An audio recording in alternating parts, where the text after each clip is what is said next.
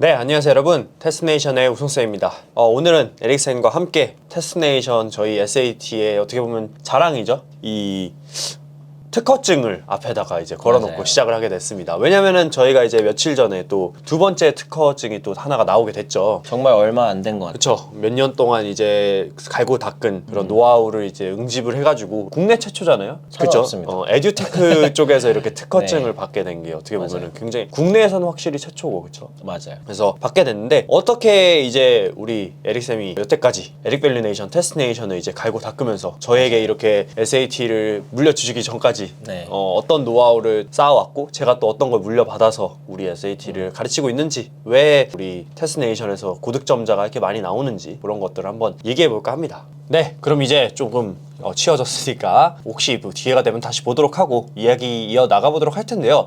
어떻게 하다가 이런 특허를 받게 됐는지 좀 스토리를 얘기해 주시면 또 재밌을 것 같아요. 원래는 특허에 대한 관심이 없었어요. 뭐 특허가 꼭 필요한가라는 생각도 있었고, 특허에 대한 어쨌든 관심은 크게 없었는데, 이제 특허를 2개를 받게 된 이제 세 번째가 세 번째가 또 나오고, 3개가 세 번째 거는 출원 중이고 이제 음. 내년이면은 3개까지 받을 것 같은데 출원은 계속 하고 있어요. 그래서 뭐 3개뿐만이 아니라 좀 다양한 제 교수법인 혹은 저희가 가지고 있는 솔루션을 저희는 좀 특허를 통해서 어떻게 보면은 브래깅을 하는 것보다는 당연히 이제 우리를 위해서 또 자산일 수도 있겠고, 그쵸. 근데 가장 중요한 거는 그래도 남들과 다르다라는 거를 저희도 확신을 좀 받을 수 있는 거. 예를 들어 이런 게 특허를 받았다라는 것 자체가 다른 사람이랑 다른 거고 지금 특허가 없는 거잖아요. 그렇죠. 그러니까 어떻게 보면 자기 주장을 할 수 있는 거죠. 그러니까 그쵸? 저희만의 방식이 확고하게 있다라는 것을 어떻게 보면 맞아요. 확실하게 알려줄 수 있는 거죠. 뭐 입시를 하는 저로서는 이런 특허증도 어떻게 보면은 되게 중요한 스스로가 가질 수 있는 힘 중에 하나죠.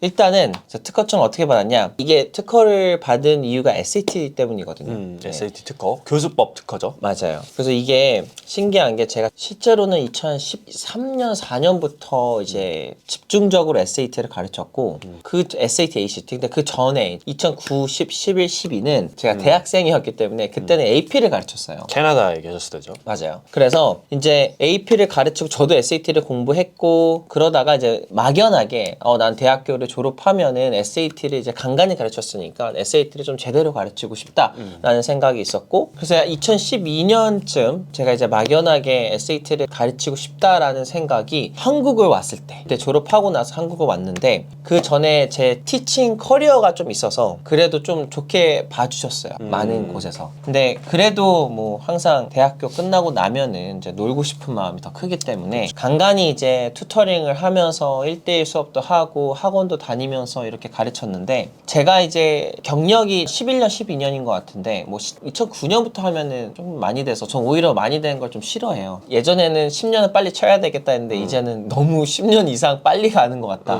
이런 생각이 들고 그냥 10년이라고 할게요. 저는 이제 캐나다에서 공부를 했고 제가 공부하는 뭐 습관도 있지만 제가 항상 영상에서 나와서 말을 했는데, 저는 이제 많은 친구들이 어떻게 공부하는지도 배웠고 선생님들한테 배웠기 때문에 이 공부하는 방법이 좀 다양했어요. 그때도. 근데 저는 좀 놀랐던 게 한국에서는 너무 제가 생각하는 거에 반대로 공부를 하고 있는 거예요. 획일화된 하나의 맞아요. 방법밖에 없죠. 예를 들어서 뭐 선생님들이 아무리 학원에 다른 선생님들이 다 배치가 되어 있는데도 커리큘럼은 똑같고 맞아요.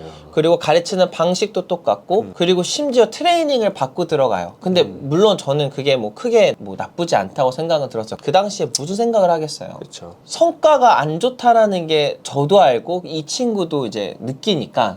근데 그거를 이제 막 부모님이 어떤 분은 컴플레인 하는 경우도 있지만 대부분의 사람들은 얘가 못하기 때문에, 이 아이가 영어를 못하기 때문에 그렇구나라고 생각을 하지 이 커리큘럼의 문제라고 생각하지 않아요. 그러니까 그게 왜 그러냐면은 같은 학원에 다니는데도 분명히 오르는 친구들이 있거든요. 그쵸. 근데 제가 항상 하는 얘기지만 그런 친구들은 어딜 가나 오를 친구들이고 맞아요. 더 좋은 선생님 만나면 더 빨리 오를 수 있었는데 맞아요. 그냥 거기에 어떻게 보면 맞춰진 것 뿐이죠. 그래서 그게 어떻게 보면 좀 그런 우리나라 교육 시스템의 맹점인 것 같아요. 맞아요. 그러니까 옆에 친구들 뭐 20명이 들어서 한 뭐 10명 올랐으면 나머지 10명은 그냥 열심히 안 했으니까 안 오르는 거 라고 그냥 치부를 해버리는 거죠. 맞아요. 이제 English Reading Club이라고 제가 한국에 왔을 때 그 학원이 있었는데 있었는데 그 죽전인가 수지에 있었을 거예요. 근데 거기서 제가 뭐 원장님도 가르치고 막 그랬어요. 원장님은 이제 영어를 완전 잘 하지 못하는 되게 멋있는 여 원장님이었는데 되게 저를 좋게 봐주셔서 이제 거기서 이제 아이들을 어린 아이들을 가르치는데 딕션 수업이 있고 무슨 수업이 있는데 저는 그걸 안 따랐어요. 그러니까 내가 원하는 수업을 해야겠다 하면서 막 뭔가를 해봤는데 그 진짜 잘 된 거예요. 그래서 정말 다른 곳에서 소문이 나서 막 들어왔는데 그때 좀 깨달았던 것 같아요. 그러니까 이게 주어진 틀 안에서 물론 내가 열심히 하는 것도 좋은데 이렇게 좀 뭔가 시도를 해봐야겠다라는 게 진짜 실제로 먹혔던 뭐 예를 들어 1대1 수업은 항상 내 마음대로 하니까 근데 이제 이거는 1대 20, 1대 30 수업이었는데 이게 가능했다라는 게 그때부터였던 것 같아요. 그래서 그때부터 이제 뭔가 나만의 방법이 필요한가? 라는 걸 이제 좀 고민하게 된 그게 2011년 정도였을 것 같아요. 2011년, 12년. 그래서 이제 그때부터 이제 난 어린아이들을 저희 누나 통해서 가르치긴 했지만 항상 고등학생 아이들을 가르치고 싶다고 생각을 했어요. 왜냐면 제 커리어 스타트가 고등학생이었기 때문에 그 AP 수업을 가르치고 그 친구들이랑 좀 더 잘 맞아서 그렇죠. 저도 그렇습니다. 저도 사실 고등학생들 맞아요. 또 이렇게 하는 거 편하죠. 좋아하지. 너무 어리면 좀 다루기 힘들어요. 네, 근데 어린 친구들도 전 되게 매력이 있어요. 재밌었어요. 매력이 있는데. 네, 그래서 저는 어린아이들 커리큘럼도 좀 만들고 싶고 근데 어쨌든 그런 계율을 좀 밟다 보니까 이게 유니크하다라고 생각이 들지는 모르겠는데 어쨌든 AP를 공부를 많이 가르치고 AP 칼, AP 바이오, AP 심지어 피직스 못하는데도 막 피직스 가르쳤어요 저는. 그리고 이제 애들을 가르치고 중학생을 가르치다가 우연치 않게 토플을 가르치고 토플을 가르치면서 ACT를 다시 또 다른 학원에서 또 가르치고 그러다가 이제 SAT 가르치다가 어떤 분이 굉장히 감사하게 지원서에 관심이 있냐 그래서 이제 지원서에 관심이 항상 있다 그래서 이제 지원서를 가르치다가 IB를 가르치고 막 이렇게 된 거예요. 그러니까 완전 단계별로 진짜 아래서부터 차근차근 올라오신 수업은 거죠. 정말 다 했던 것 같고 토플, 토익 이런 것만 안 했지 토플, SAT, ACT, AP, IB 이런 건 다 가르쳤고 대부분의 선생님들이 다 근데 이렇게 가르쳐요. 근데 이제 저는 항상 좀 제가 가지고 있었던 강점이 뭐였냐면 비슷한 동기 혹은 비슷한 시기에 이렇게 선생님들이랑 같이 이렇게 고용이 돼도 저는 좀 빨리 탔어요. 입소문도 그렇고 직위도 좀 빨리 올라갔던 것 같아요. 뭐 예를 들어 총괄이 된다든지 이유가 전 계속 제 교재를 만드는 거에 대한 그 재미가 붙여서 교재를 계속 만들었고 그 교재를 매년 쓰지 않고 또 만들고 또 만들었던 것 같아요. 그것 때문에 다른 선생님들과 좀 차별이 있었는데 어쨌든 간에 무슨 사건이 하나가 터지고 난 내가 더 이상은 이제 학원에서는 안 되겠다. 난 내가 나만의 커리큘럼을 가지고 나만의 회사를 만들어야 되겠다라는 게 2017년 뭐 경력은 있었지만 그때 이제 좀 자그맣게 시작을 해서 이제 여기 공용 오피스라는 드림 플러스 지금은 이제 뭐 많이 아시는데 그때는 이제 막 생긴 지 얼마 안 된 그래서 거기서 이제 학생들을 가르치기 시작했어요. 그러다가 2018년 9년에 정말 오랫동안 고민하고 좀 해보고 싶었던 방식의 SAT 공부법이 있었어요. 그게 뭐냐면 내가 옛날부터 했던 나만의 공부법인데 거기다가 조금 몇 가지의 테이스트를 넣었던 거.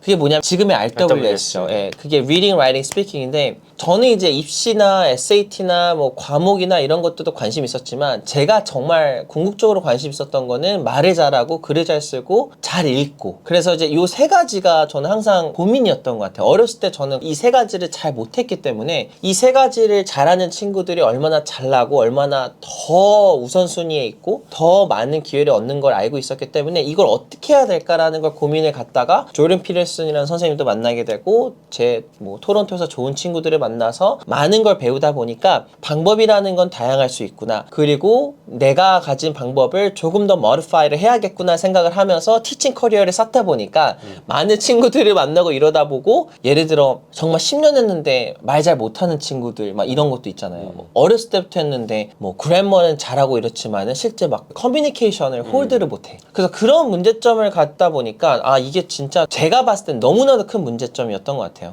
그래서 2018년 9년에 이제 블로그를 통해서 학생들을 확보를 하고 제가 컨설팅을 조그맣게 꾸리면서 SAT 학생들을 A반, B반으로 좀 나눠놨어요. 근데 이거는 이제 그때는 몰랐는데 애들은 A반은 제가 원하는 RWS의 방식으로 공부를 했고 B반은 일반 SAT 보캐블러리로 공부를 했어요. 단어책으로 그냥. 그거를 1년을 했어요. 그러니까 이 친구들은 1년을 했다라는 게 이제 겨울이랑 여름을 같이 했고 거기서 빠져나가는 친구도 있어서 걔네들은 포함하지 않았고 빠져나가지 않은 친구들한테서 이제 이런 교육을 하다 보니까 메모리 리텐션이라든지 아니면 단어 리콜 액션이 A반이 훨씬 더 좋았던 거예요. 그러니까 무슨 말이냐면 RWS로 공부했던 친구들이 내가 1년 후에 혹은 6개월 후에 3개월 후에 제가 단어 시험을 냈는데 훨씬 더 빨리 이 단어를 그 거의 1초 만에 말을 할 수 있었고 이 B반 그냥 보캐블러리로 공부했던 친구들이 이 리텐션 레이트나 혹은 이 메모리 뭐 액션이 늦었어요. 그래서 요걸 가지고 좀 저는 이제 원래 논문을 쓰려고 했다가 논문보다는 특허가 어울리겠다. 왜냐면 그때 당시에 제가 소프트웨어에 관심이 있어가지고 그래서 이제 이 특허를 받게 된 거예요. 그러니까 어떻게 보면은 이 RWS라는 게 뭐냐면 제가 봤을 때 그냥 단순하게 얘기하면 이 단어가 어렸을 때는 한 번, 두 번, 세 번 정도를 가지고 이 단어만 내가 계속 주입식으로 하면은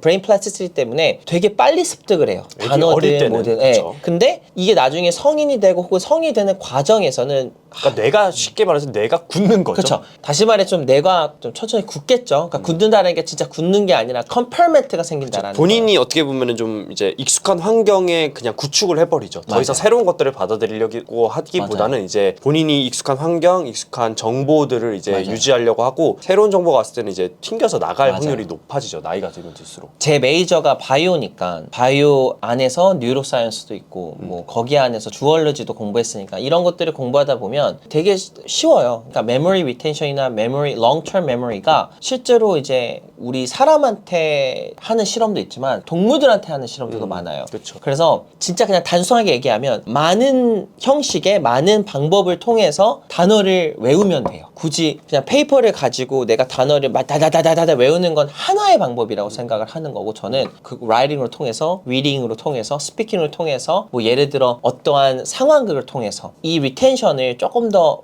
많은 다양하게 커넥션을 걸어 놓는다면 이 단어를 내가 retrieve 할 수 있는 방식을 하나만이 아니라 여러 가지 방식으로 그러니까 예를 들어서 우리가 평상시에는 기억 못하지만 어느 장소를 가면 갑자기 기억나는 노래가 있을 수도 있죠. 그쵸. 그리고 또 어떤 상황이 뭐 됐을 상황이나 어떤 글을 보면 그 노래가 생각날 수도 있죠. 어떤 냄새에도 냄새에도 그렇고. 그래서 여러 가지 방식으로 이 단어나 아니면 내가 당장 좀 쉽게 외울 수 없는 것들을 공부의 방식으로 표현을 했으니까 이거 갑자기 그렇다고 해서 뭐 야 이거 외워 하고 냄새를 갑자기 제가 줄 수는 없잖아요. 사과랑 연결시킬게 사과 냄새 맡으면 단어 떠오르고 이런 건 그게 아니고. 좀 이상하니까 다양한 방식으로 아이들이 전반적인 아카데믹 인핸스먼트가 무엇일까? 그러니까 내가 항상 궁금했던 거는 어떻게 해야지만이 아이들이 공부를 더 잘할 수 있느냐가 아니라 어떻게 해야지만이 이 본질, 리딩, 라이팅, 스피킹이 올라가면서 이게 세 가지가 올라가면은 당연히 자신감도 올라가고 전반적으로 아카데믹 인핸스먼트가 되기 때문에 이 모든 것들이 좀 해결이 되거든요. 그래서 이게 지금 저희의 RWS고 이게 지금 저희가 받았던 특허이긴 해요. 그렇지만 이제 제가 원하는 방식이 있었던 거죠. 먼저 지문을 보고 이제 저희가 하나하나씩 설명을 다른 그 영상으로 보면 될 것 같아요. 지금 저 RWS 영상이 있을 텐데 그냥 쉽게 말하면 지문 보고 지문을 가지고 우리가 풀고 그냥 넘어가지 말고 그쵸? 지문 보고 풀고 그 다음에 돌아와서 단어를 정리한 다음에 그 단어를 다시 내가 글로 또 데피니션을 쓰고 그 단어만 보면서 내가 에세이를 쓰고 마지막에는 스피킹으로 한다라는 7가지 정도의 프로세스이긴 한데 이거는 이제 프로그램으로 있었을 땐 좀 쉬웠고 이렇게 좀 수기로 아니면 선생님이랑 1대1로 1대20으로 그냥 가르칠 때는 이 스피킹이 좀 생략이 돼요. 그렇죠. 하지만 제가 드린 이 방법이 저는 아직까지도 가장 좋은 방법이라고 자부하는 이유가 여러 가지 방식으로 이 단어나 아니면 상황 그러니까 내가 몰랐던 단어가 될 수도 있고 내가 몰랐던 그래머가 될 수도 있고 내가 몰랐던 무언가가 됐는데 그거를 그냥 이 단어만 가지고 외우기보다는 지문을 다시 한번 retrieve 한다든지 아니면은 내가 썼던 문장일 수도 있고 내가 썼던 에세이가 될 수도 있고 아니면 그냥 우송쌤이랑 했던 그 상황일 수도 있는 거고 그렇죠? 그러니까 이게 이게 되게 어떻게 보면은 우리 뇌가 정말 컴플리케이트하다고 하는데 되게 생각해보면 심플해요. 다양하고 많이 하면 된다. 근데 저는 어렸을 때 너무나도 성실한 학생은 아니었어요. 그러니까 빨리 지루하는 스타일. 그래서 다양한 방법을 내가 지루하지 않게 내 스스로가 막 이것저것 해야지만이 좀 동기부여를 얻기 때문에 이 SAT라는 단어 그리고 SAT라는 공부도 재밌게 했으면 좋겠다라는 생각을 했던 것 같아요. 뭐 대부분의 학생들이 사실 막 앉아 있는 게 너무 기뻤고 재밌어가지고 앉아 있는 학생 많이 없잖아요. 그러니까 그쵸. 다양한 방법을 시도해 보는 것은 굉장히 의미가 있을 것 정말 같아요. 기특하겠죠. 진짜 막 저는 앉아 있는 게 네. 너무 좋아요. 막 진짜 공부하는 게 너무 기특하죠. 재밌어요 하는 친구가 사실 많이 없죠. 그래서 오히려 본인이 좀 공부하는 게 좀 지겹다, 단어 외우는 게 지겹다 하면은 좀 다양한 맞아요. RWS라는 방식을 통해서 해보면은 진짜 많은 효과를 볼 수 있을 겁니다. 이게 막 이 특허라는 것 자체가 저는 항상 이제 부모님들이나 아니면 학생들한테 얘기를 하긴 하는데 요즘은 뭐 특허를 이것저것 많이 받아놓으니까 혹은 또 특허가 그냥 뭐 말이 특허지 뭐가 진짜 뭐 중요하냐 뭐 이런 분들도 있어요. 근데 제가 봤을 때는 그래도 SAT 안에서 그리고 이제 영어 공부법 안에서 특허를 받는다는 거 결코 쉽지 않은 거거든요. 그러니까 이 방법이나 이 이론이 뭐 인정된다라는 건 리서치고 하지만 이런 방식으로 공부한다라는 게 저는 이미 이제 2018년 9년도에 1년 동안의 시간을 거쳐서 이제 학생들을 비교하다 보니까 공부 방법을 확신이 들었던 거고 그걸 굳이 저는 논문을 하지 않고 특허에다가 힘을 실었던 것 뿐이에요. 그래서 저는 이미 입증이 됐고 그리고 학생들한테 또 굉장히 다양성을 주면서도 또 재미있을 수도 있고 또 세 번째는 제가 봤을 때는 이 SAT라는 수업 자체가 그냥 SAT로 끝나지 않고 정말 제가 얘기했던 아카데믹 인핸스먼트 아니면 영어, 그러니까 English 인핸스먼트를 도와주는 좀 유일한 공부 방법이 아닐까라는 생각도 해요. 실제로 지금 뭐 이제 우리나라 학생 중에서 그런 친구도 많아요. 이제 한국에서 계속 공부를 하다가 미국에 이제 중학생이나 고등학생 때 넘어가서 이제 그러니까 학교 공부만 해야 되는 게 아니라 영어를 전반적으로 좀 실력을 쌓아야 되는 친구들도 좀 맞아요. 있는데 그런 친구들이 진짜 사용하면 좋을 방법이죠. 본인의 학교에서 배우는 클래스에 있는 교재에 있는 단어들을 그런 식으로 RWS를 통해서 하면은 맞아요. 학교 내용도 더 많이 한 거랑 동시에 이제 본인의 스피킹 능력, 리딩 능력 이거 전반적으로 기를 수 있기 때문에 논문도 많고 제가 여기서 막 논문 얘기하고 이럴 필요는 없을 것 같은데 그러니까 굳이 그럴 필요가 없죠. 왜냐면 그런 이유로 그렇게 설득을 할 필요는 없지만 솔직히 검증된 방법이거든요. 글로써 외운다, 말로써 외운다, 눈으로 읽으면서 외운다 이거는 너무나도 당연한 거예요. 하지만 세 가지 방식을 SAT랑 좀 재미있게 엮어서 이렇게 표현한다라는 건 저희만 가지고 있는 교수법이긴 해요. 그러니까 다른 곳에서 만약에 이걸 비슷하게 따라하면 저작권 침해죠. 이런 부분들이 제가 봤을 때는 저희를 빛내주는 것보다는 오히려 저희를 더 탄탄하게 만들어줬던 것 같아요. 그렇죠? 왜냐하면 RWS를 통해서 우리가 뭘 했어요?